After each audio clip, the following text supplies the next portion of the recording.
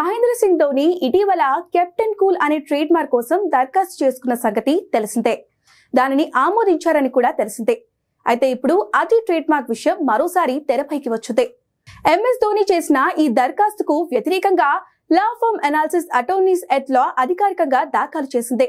ఈ పేరును ఇతర ఆటగాళ్లకు కూడా ఉపయోగించారని, కాబట్టి దీనిని ఆమోదించలేమని వారు తెలిపారు.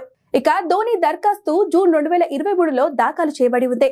దీనిని జూన్ 2025లో ట్రేడ్ మార్క్ రిజిస్ట్రీ కోల్కతా కార్యాలయం అంగీకరించి ప్రచారం చేసింది.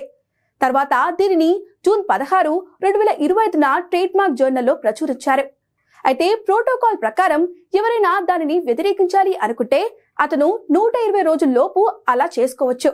ఇప్పుడు లా ఫర్మ్ దీనిపై ప్రశ్నలు లేవనెత్తింది. దీంతో ధోని ఈ ట్రేడ్ మార్క్ పొందడం కష్టమే అని చెప్పాలి. ఇక ఎంఎస్ ధోని టీమిండియాకు అన్ని ఫార్మాట్లోనూ కప్పులు తెచ్చిపెట్టాడు.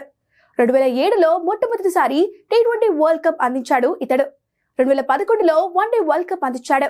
చివరిగా 2013లో ఛాంపియన్స్ ట్రోఫీ అందించి టీమిండియాకు ది బెస్ట్ కెప్టెన్ గా నిలిచాడు.